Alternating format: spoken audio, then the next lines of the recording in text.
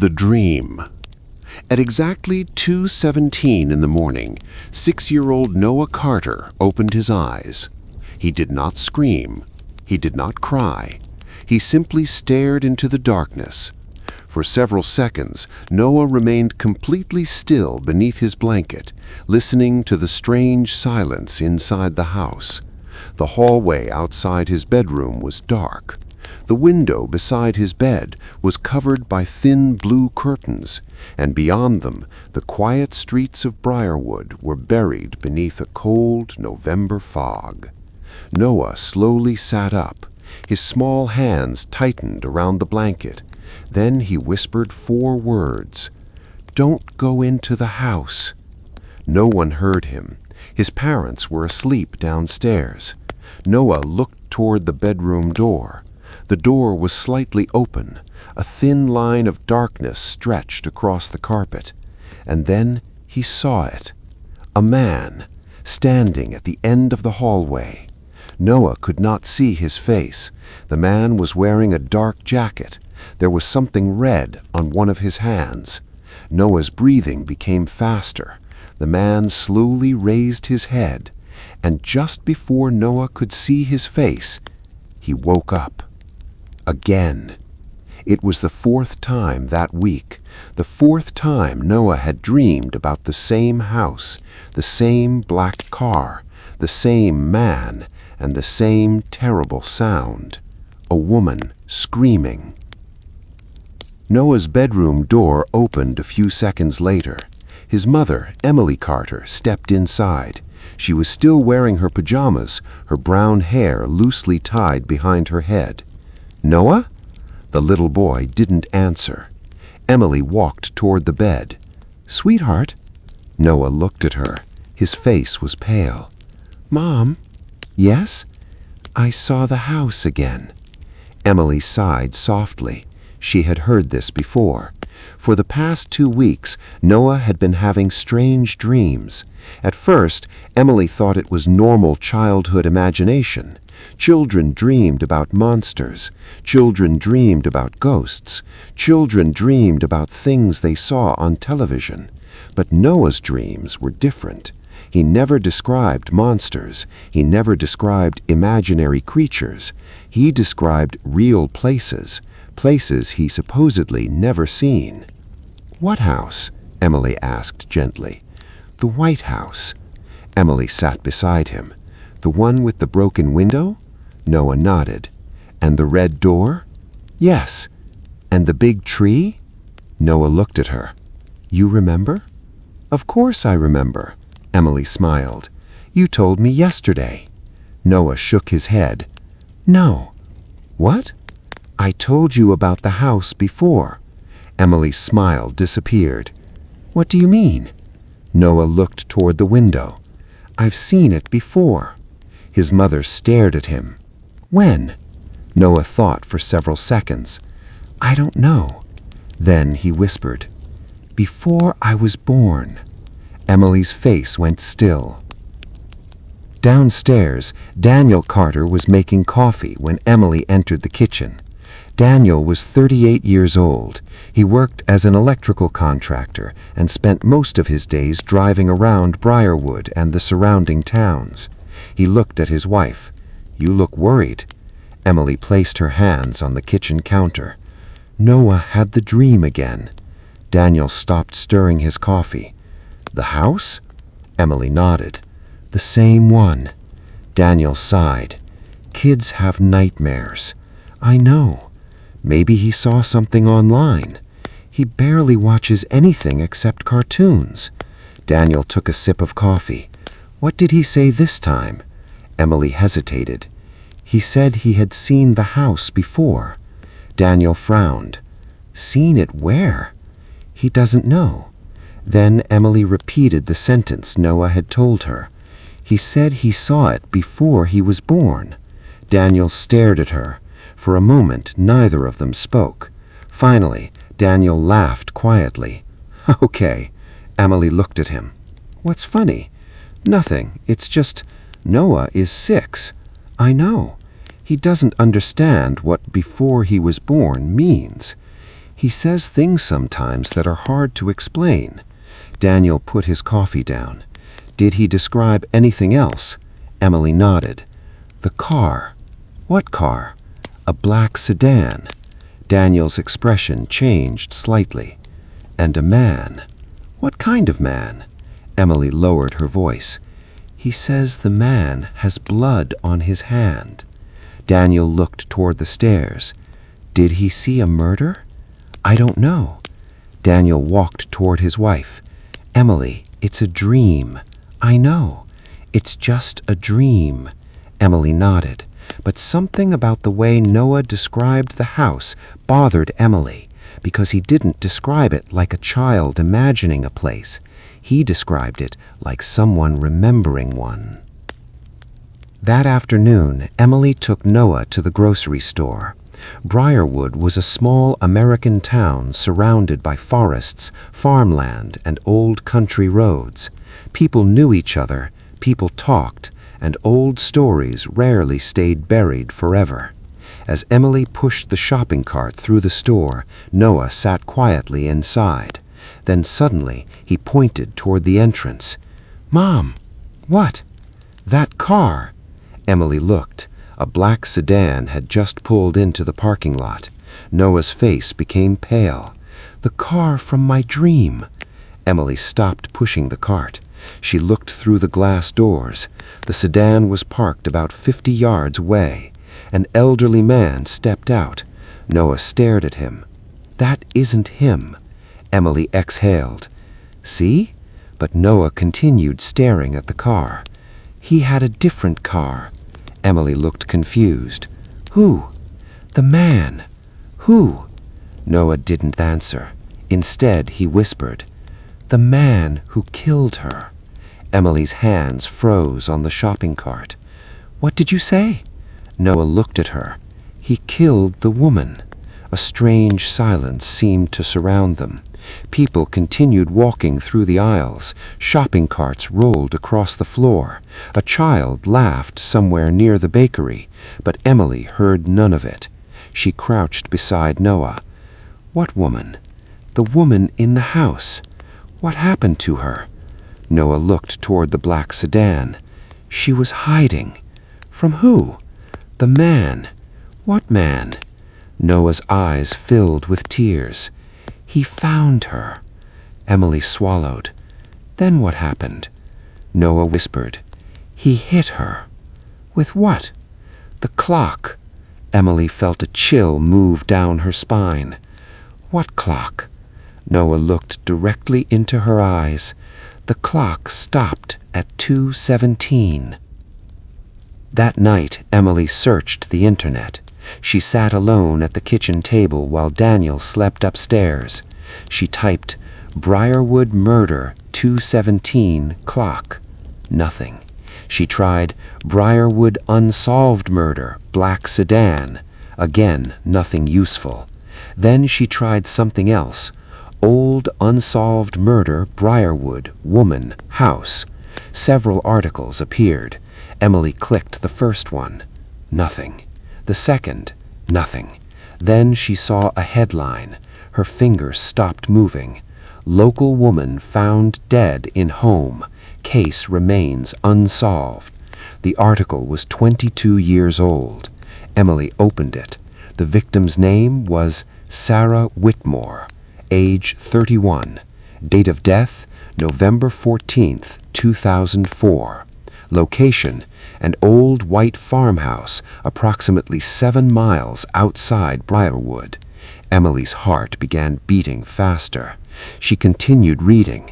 Sarah Whitmore had been found dead inside her home. There were no signs of forced entry. Police believed she knew her attacker. A neighbor had reported seeing a black sedan near the property on the night of the murder. The murder weapon had never been found. No suspect had ever been charged. Emily slowly leaned closer to the screen. Then she read one sentence.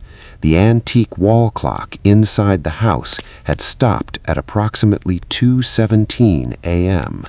Emily stopped breathing. Her eyes remained fixed on the screen. 2:17. The exact time Noah had been waking up, the exact time from his dreams. She immediately called Daniel. He came downstairs, half asleep. What happened? Emily turned the laptop toward him. Read this. Daniel looked at the screen. His expression slowly changed. He read the article. Then he looked at his wife. Where did you find this? Online. Why? Emily pointed toward the screen. The clock. Daniel stared at the sentence. For several seconds he said nothing. Then he shook his head. Coincidence. Daniel, he said, it's a coincidence. What about the house? What about it? She described a white house. Lots of houses are white. A broken window. Could be anything. A red door. The next morning, Emily Carter woke up before sunrise. She had barely slept. Every time she closed her eyes, she saw the clock.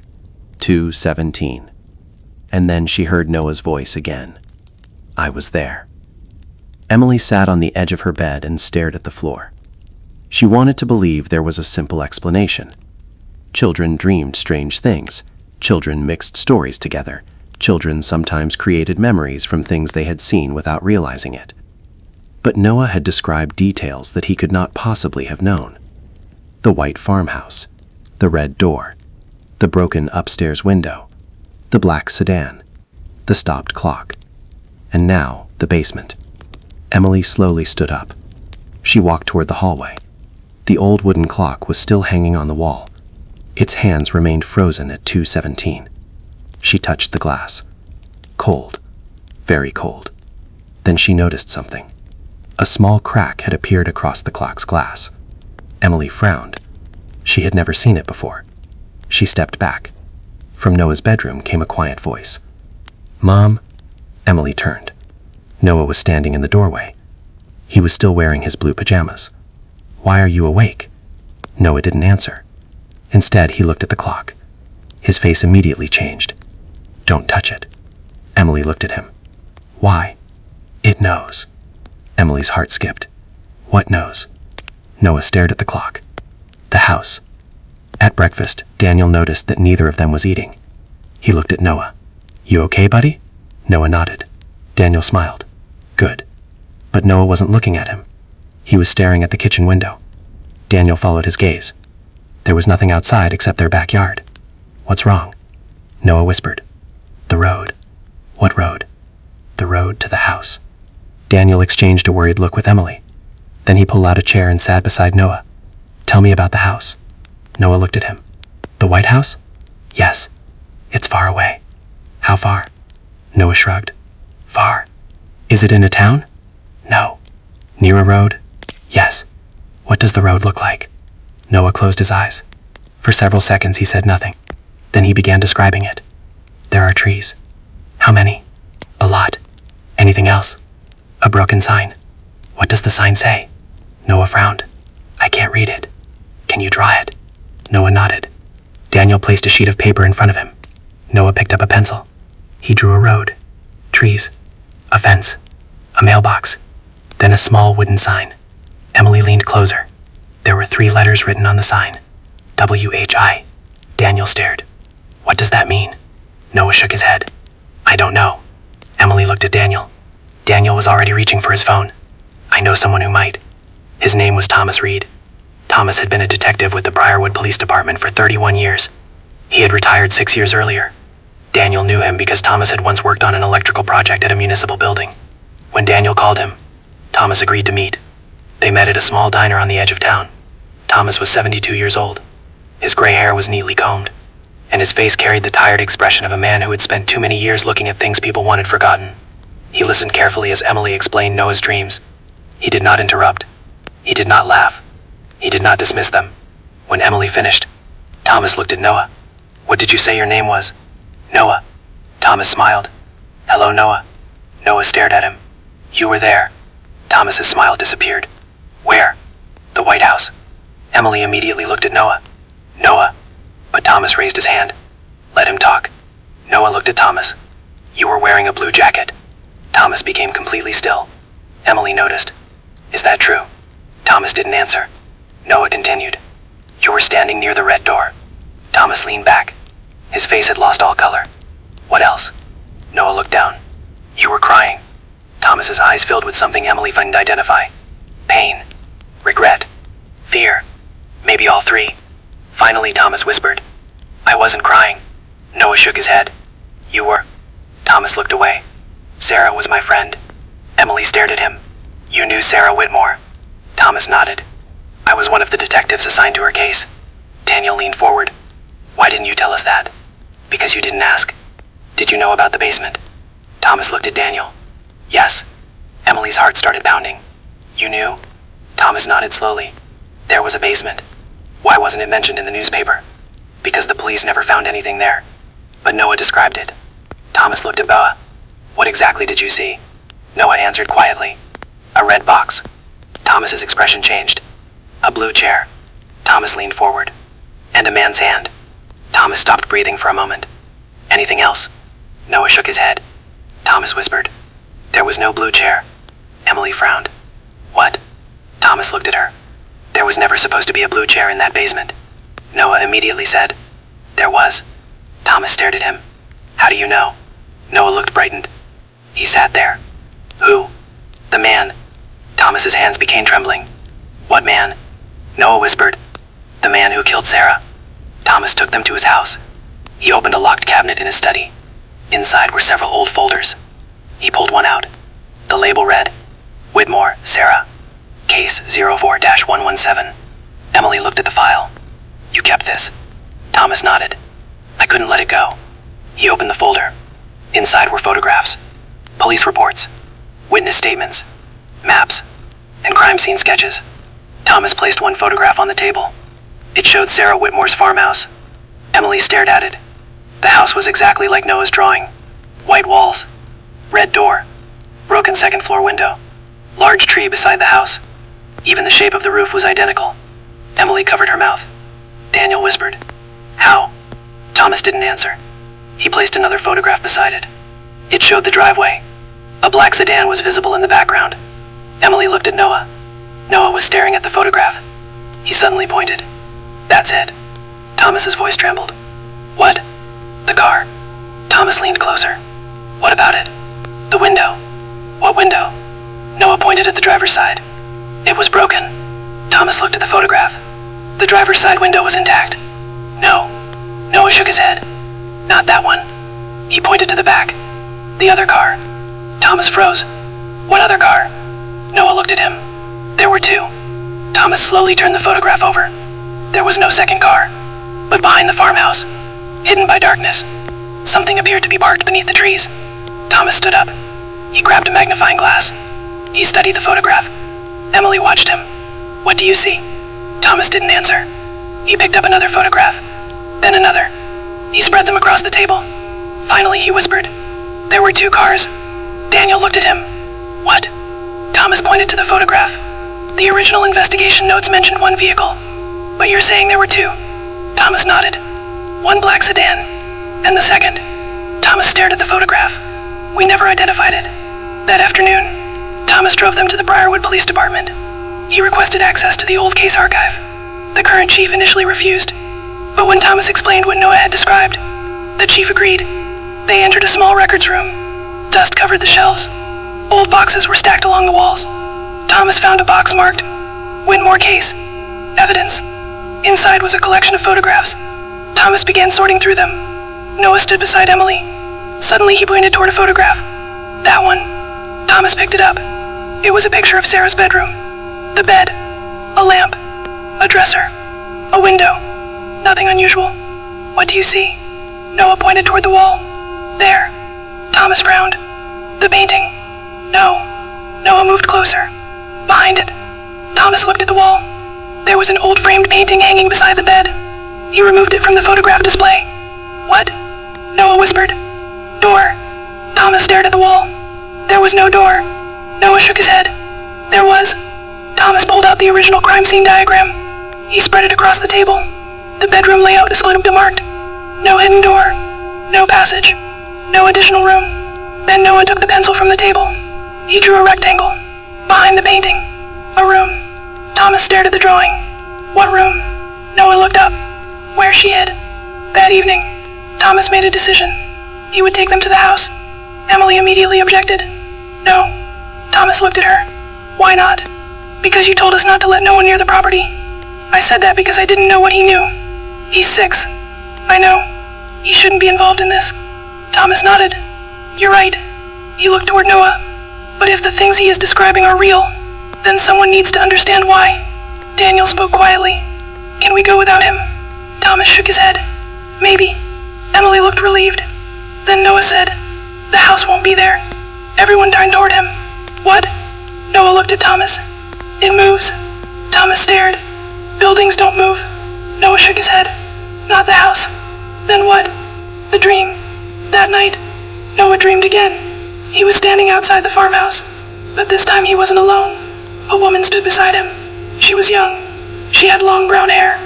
She was wearing a pale blue sweater. Noah knew her immediately. Sarah. The woman looked at him. You shouldn't be here. Why? Because he remembers you. Noah looked around. Who? The woman pointed toward the farmhouse. A black sedan was parked beside the red door. The driver's door slowly opened. A man stepped out. Noah couldn't see his face. Sarah grabbed Noah's hand. Run. They ran toward the trees. Behind them, the man shouted. Then Noah heard a sound. A clock. Tick. Tick. Tick. He looked back. The farmhouse windows were glowing red. Sarah screamed. Don't let him find the box. Noah stopped. What box? But Sarah was gone. The man was standing directly behind Noah. Noah turned, and for the first time, he saw the man's face. Noah was... The man disappeared into the darkness before anyone inside the Carter house noticed him. But Noah had seen him. Not through the window. Not in a dream. Somewhere deep inside his mind, Noah remembered the man's face, and that frightened him more than the nightmare itself.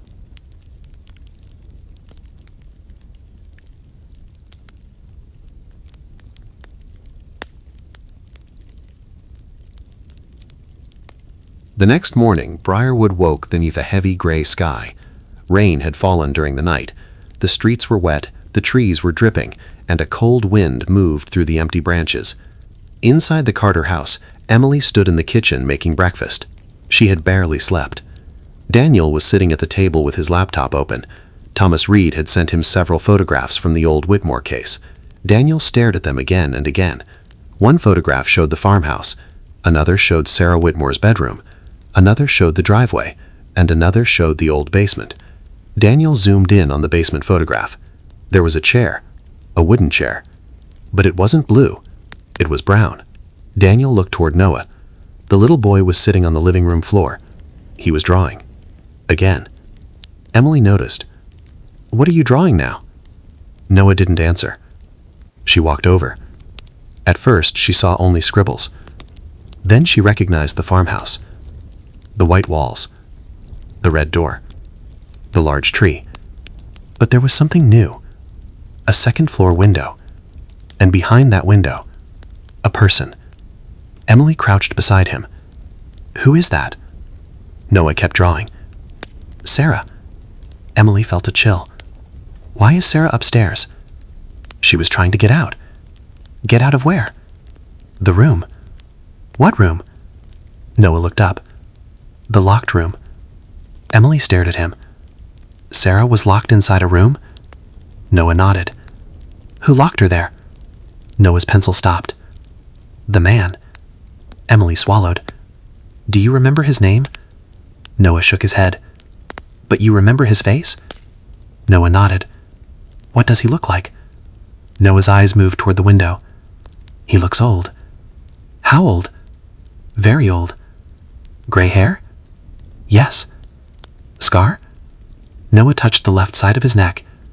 Yes. Emily's breathing became shallow.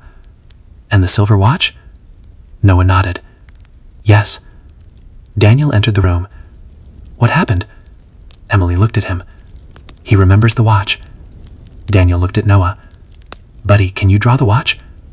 Noah nodded. He drew a small circle. Then 2 hands. Then something underneath. Daniel leaned closer. What is that? Noah said.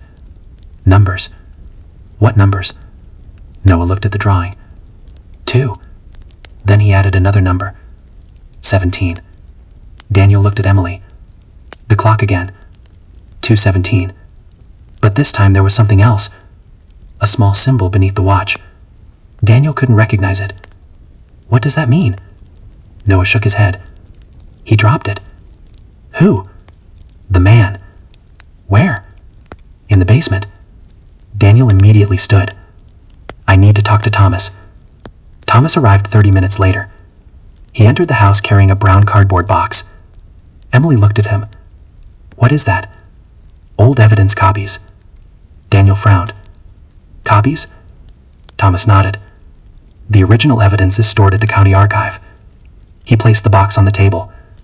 I spent most of the morning going through my old notes. He opened the box. Inside were dozens of documents. He removed one photograph. This was never included in the official report. He placed it on the table. It showed the basement, but the photograph was taken from a different angle. Emily leaned closer. There was the brown chair, the old furnace, the basement stairs, and in the far corner, a small wooden door. Daniel looked at Thomas. What is that? Thomas stared at the photograph. That door wasn't on the original floor plan. Emily looked at Noah. Noah was staring at the photograph. He walked closer. Then he pointed. That's it. Thomas's face became pale. What? The door. Thomas looked at him. Where does it go? Noah answered without hesitation. Behind the bedroom. Thomas stared at him. That was impossible. The basement was directly beneath the kitchen, not the bedroom. Thomas pulled out the original floor plan. He studied it. Then he turned it upside down. He compared it with the photograph. Something didn't make sense. Daniel noticed. What? Thomas pointed at the basement wall. This house was remodeled. When? According to the records, 1998. Daniel frowned. 6 years before Sarah died? Yes. Why? Thomas shook his head. I don't know. Emily asked. Who owned the house before Sarah? Thomas looked at her. A man named Edward Bell. The room became silent. Noah suddenly dropped his pencil. That's him. Everyone turned. Who? Noah pointed. That's it. Thomas's face became pale. What? The door. Thomas looked at him. Where does it go? No one answered without hesitation. Behind the bedroom. Thomas stared at him. That was impossible. The basement was directly beneath the kitchen, not the bedroom. Thomas pulled out the original floor plan. He studied it. Then he turned it upside down. He compared it with the photograph. Something didn't make sense. Daniel noticed. What? Thomas pointed at the basement wall. This house was remodeled. When? According to the records, 1998. Daniel frowned. 6 years before Sarah died? Yes. Why? Thomas shook his head. I don't know. Emily asked. Who owned the house before Sarah? Thomas looked at her. A man named Edward Bell. The room became silent. Noah suddenly dropped his pencil. That's him. Everyone turned. Who? Noah pointed. That's it. Thomas's face became pale. What? The door. Thomas looked at him. Where does it go? Noah answered without hesitation. Behind the bedroom. Thomas stared at him. Thomas stared at him. That was impossible. The basement was directly beneath the kitchen, not the bedroom. Thomas pulled out the original floor plan. He studied it. Then he turned it upside down. Then he turned it upside down. He compared it with the photograph. Something didn't make sense. Daniel noticed. What? Thomas pointed at the basement wall. This house was remodeled. When? According to the records, 1998. Daniel frowned. 6 years before Sarah died? Yes. Why? Thomas asked. Who owned the house before Sarah? Thomas looked at her. A man named Edward Bell. The room became silent. Noah suddenly dropped his pencil. That's him. Everyone turned. Who? Who? Pointed it. That's it. Thomas's face became pale. What?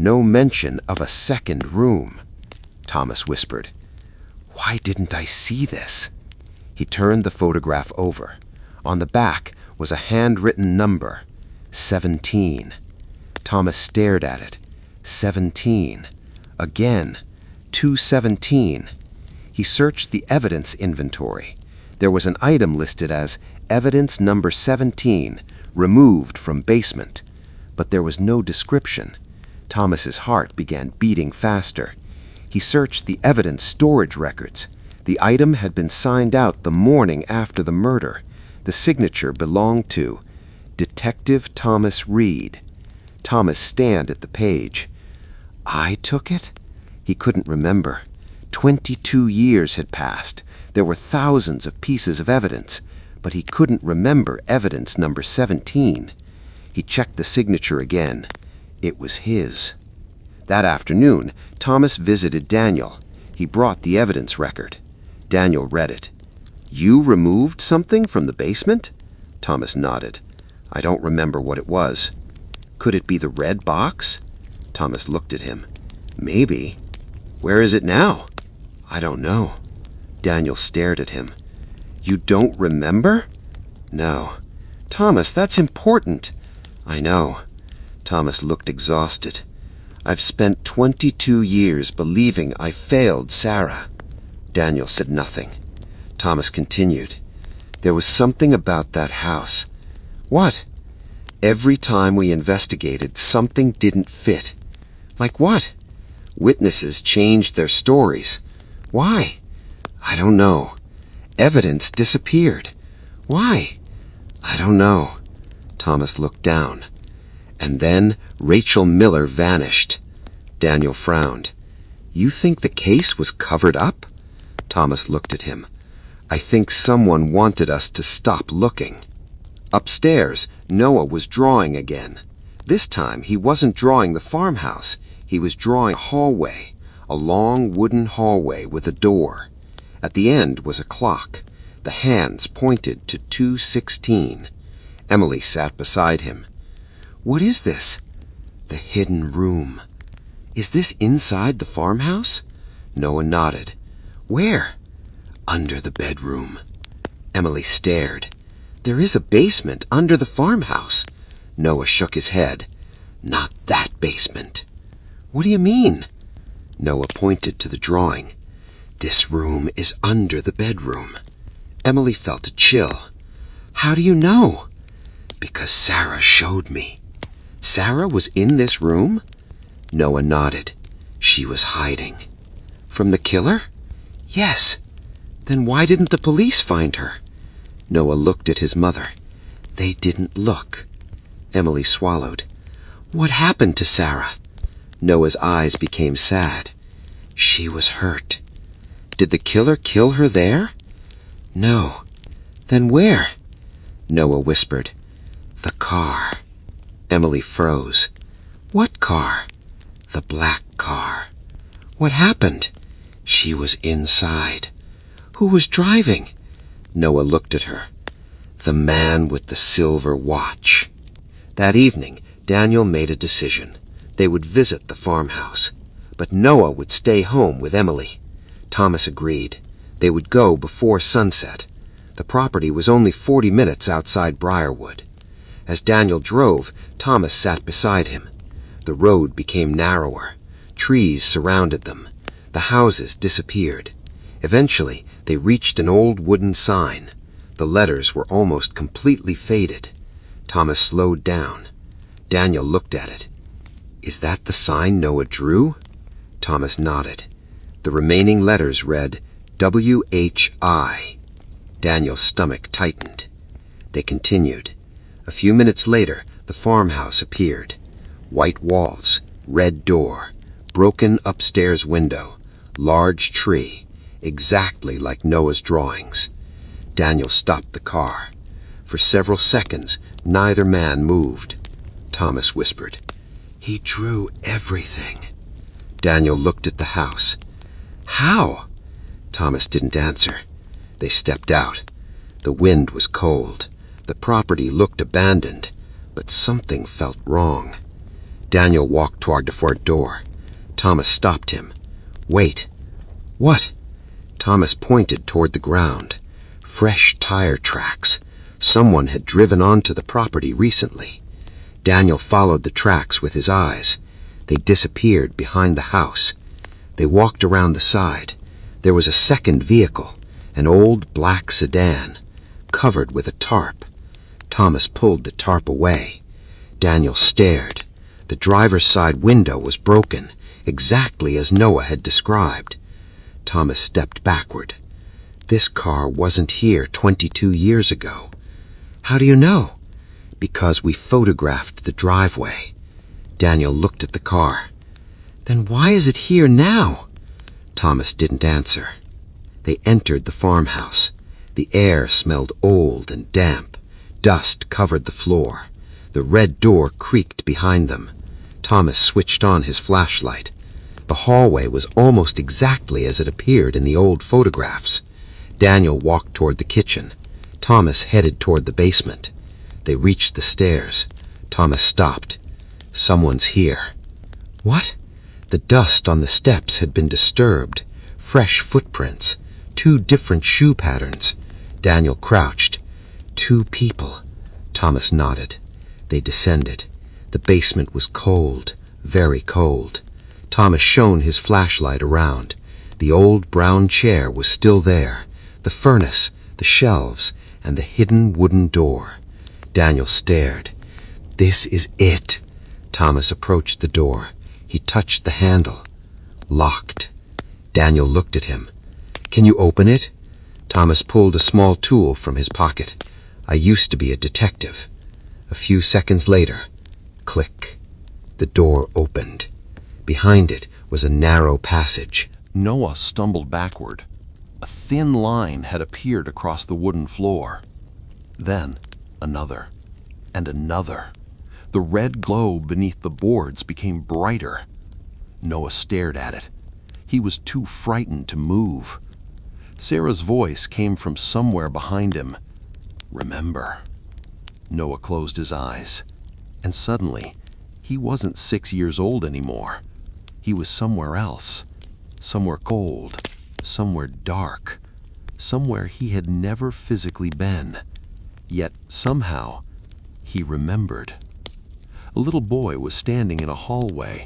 He was much younger than Noah, maybe 3 years old. He was holding the hand of a woman, Sarah Whitmore. She was crying. "Don't make a sound," she whispered. The boy nodded. They walked toward a wooden door. Sarah opened it. Behind the door was a narrow, hidden room. She pushed the boy inside. "Stay here." The little boy looked at her. "Are you coming?" Sarah smiled through her tears. "I'll be right back." Then she closed the door. The boy waited. 10 seconds. 20. 30. Then, footsteps. Heavy footsteps. Sarah screamed. The boy covered his ears. A man's voice echoed through the hallway. "Sarah!" The boy looked through a small crack in the door. He saw him. The man with the silver watch. Edward Bell. But there was someone else. A woman. Anna Miller. She was standing behind Edward. She was crying. "Please," Anna whispered. Edward turned toward her. "You knew what would happen." "I didn't know he would kill her." Edward's expression hardened. "You helped me build the room." Anna shook her head. "I never wanted this." Edward grabbed her arm. "You're already part of it." Inside the hidden room, the little boy watched. He didn't understand, but he remembered. He remembered everything. Noah suddenly opened his eyes. He was back in his bedroom. His breathing was rapid. His mother was standing in the doorway. "Noah!" Emily rushed toward him. "What happened?" Noah looked at her. His eyes were filled with tears. "Mom?" "Yes, I remember." Emily knelt beside him. "What do you remember?" Noah pointed toward the floor. "The room." Emily looked down. The cracks in the floor had disappeared. The red glow was gone. Everything looked normal. but no one knew it wasn't. I saw Sarah. Emily's heart raced. What did she tell you? She told me about the boy. What boy? Noah looked at his mother. Me. Emily stopped breathing. What? I was there. Daniel and Thomas were still trapped inside the Whitmore farmhouse. Edward Bell stood at the top of the basement stairs. For several seconds, nobody moved. Then, Daniel stepped forward. Where is my son? Edward looked at him. You don't understand what he is. Daniel's jaw tightened. He's my child. Edward shook his head. No. What? Edward looked toward Thomas. You should tell him. Thomas remained silent. Daniel turned toward the retired detective. Tell me what? Thomas's face was pale. I don't know. Edward smiled. You know more than you think. Thomas stared at him. Sarah is dead. Edward's smile disappeared. You never found her body. Thomas froze. What? You found blood. Edward slowly walked down the stairs. You found her clothes. He took another step. You found a broken watch. Another step. You never found Sarah.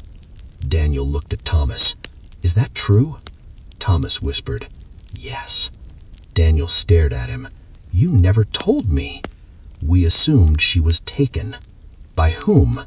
Thomas looked at Edward. Edward smiled. By me. At the Carter house, Emily sat beside Noah. She was trying to understand what he had said. You were there? Noah nodded. But that's impossible. I know. You were born 6 years ago. Noah looked at her. I don't know how. Emily hugged him. Noah whispered. Sarah saved me. Emily pulled back. Saved you from what? The man. What man? Edward. Emily's face became pale. How did you meet him? Noah shook his head. I don't know. Was he at the farmhouse? Yes. Did he hurt Sarah? Noah nodded. But she didn't die there. Emily's voice trembled. Where did she die? Noah closed his eyes. He saw the black car again, the broken window, the dark road, rain, Sarah inside the back seat, Edward driving, and Anna sitting beside her. Noah opened his eyes. The car. Daniel stepped toward Edward. If Sarah isn't dead, where is she? Edward looked at him. You still don't understand. Then explain it. He pointed toward the hidden room. Sarah discovered something. What? A child. Daniel's face changed. What child? Edward looked directly into his eyes. Your son. Silence. Daniel stared at him. That makes no sense. Edward continued. Sarah found a child hidden inside the property. Thomas stepped forward. What child? Edward looked at him. You never found him. Thomas's face went pale. The boy in the room? Edward nodded. He was 3 years old. Thomas whispered, No. Daniel looked at him. What is he talking about? Thomas couldn't answer. Edward smiled. You know exactly what I'm talking about. A memory flashed through Noah's mind. A woman, a baby, a hospital room, Emily, Daniel, and a nurse carrying a newborn child. Noah screamed. Emily grabbed him. What happened? Noah looked at her, terrified. I saw the hospital. What hospital? The one where I was born. Emily frowned. What's wrong with it? There was another baby. What? Another baby was there? Emily stared at him. What baby? Noah shook his head. I don't know. Thomas suddenly remembered something. 22 years ago, after Sarah's murder, there had been an unidentified child mentioned in one witness statement. A little boy, approximately 3 years old. The witness had seen him near the Whitmore property, but the police never found the child. Thomas always assumed the witness was mistaken. Now he wasn't so sure. He pulled out his phone. He searched the old database. There was a forgotten entry. Unidentified male child, estimated age 3. Date, November 14th, 2004. Location, Whitmore property. Status, unresolved. Thomas stared at the screen. Then he looked at Edward. You knew. Edward nodded. And you never told us. No. Why? Because the boy wasn't supposed to survive. Daniel's blood ran cold. What boy? Edward looked directly into his eyes. The boy who became your son. Daniel felt as if the ground had disappeared beneath him. What are you saying? Edward smiled. Ask your wife. Daniel turned toward Thomas. What does he mean? Thomas shook his head. Daniel, tell me. Thomas took a deep breath. There was a child. When? On the night Sarah disappeared. How old? About 3. Daniel's face went blank. And nobody found him? No. Then how could he be Noah? Thomas looked at him. I don't know. Edward answered. Because you weren't his first father. Daniel froze. At the Carter house, Emily sat completely still. Noah was asleep beside her. She stared at the family photographs hanging on the wall. Wedding, first home, hospital, baby Noah. She had always believed those photographs represented the beginning of their family, but suddenly, something felt wrong. She walked toward the cabinet.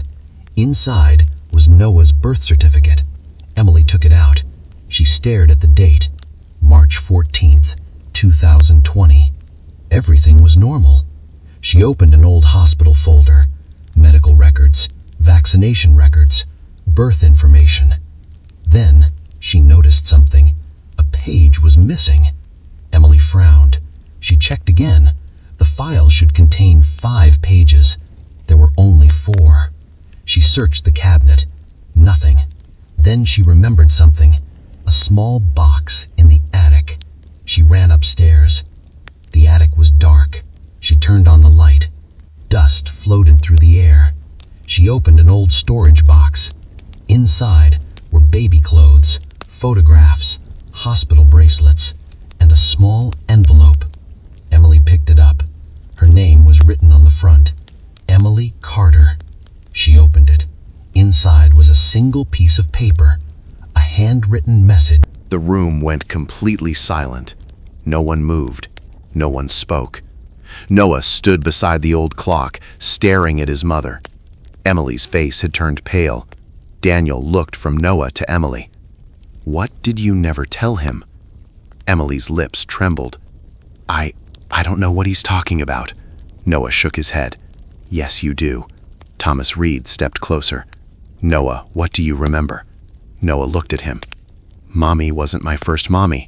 Emily covered her mouth. Daniel stared at her. What? Noah continued. I saw another woman. Who?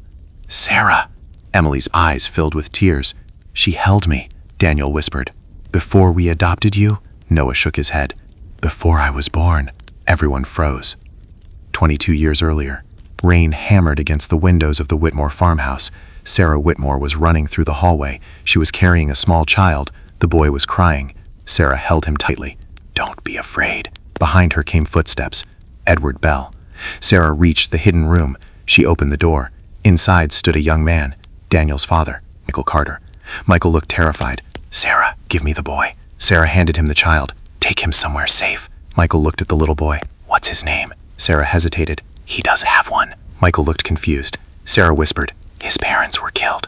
Michael stared at her. Who killed them? Sarah looked toward the hallway. Edward. Michael's expression hardened. He killed the boy's parents. Sarah nodded. And now he wants the child dead too. Michael held the boy closer. I'll protect him. Sarah grabbed his arm. You can't stay here. I know. Go now. Michael turned toward the hidden passage, but before he could leave, a gunshot echoed through the house. Bang! The child began crying. Sarah looked toward the door. Edward's voice came from outside. Edward, Michael whispered. He knows. Sarah pushed him toward the passage. Go! Michael disappeared into the darkness with the child. Sarah closed the hidden door. Then she turned around. Edward Bell was standing in the hallway. His silver watch reflected the light. He looked at Sarah. "You lied to me." Sarah stared back. "I saved a life." Edward smiled. "You delayed a death." The secret adoption. Back in the present, Emily was crying. Daniel couldn't take his eyes off her. "Emily, tell me the truth." She shook her head. "I wanted to tell you. When? I don't know. Tell me now." Emily looked at Noah. Then she took a deep breath. "The hospital records were changed." Daniel's expression changed. "Changed? Yes. Why?" Emily wiped her tears. "Because Noah wasn't supposed to exist on paper." Thomas stepped forward. "What are you saying?" He looked at him. "Someone brought him to the hospital." "Who?" "A man." "What man?" "I don't know his name." Daniel's voice became louder. "Emily." She looked at him. "I was working at the hospital at the time." Daniel stared. "You never told me that." "I know." "What happened?" Emily took a breath. "One night, a man came into the emergency entrance carrying a 3-year-old boy." Thomas immediately understood. 22 years ago. Emily nodded. "He told me the boy had been found near an abandoned property." Daniel's face became pale. "The Whitmore farmhouse." Emily nodded. "Yes." Silence. Noah looked at her. "What happened next?" Emily looked at him. "I became your mother." Daniel stepped backward. "You adopted him." Emily nodded. "But you said we adopted Noah through the agency." "I lied." Daniel stared at her. "Why?" "Because someone told me to." "Who?" Emily began crying. "Your father." Daniel froze. "My father?" "Yes." Thomas walked slowly toward the table. Now when trying to escape the protective forces and had it played out softly on a loop of 10 seconds, with the artist eventually being you, Macias, they arrived in the dining room. Show Asian, clerk stocked, and he began to make its racket fire. Got it.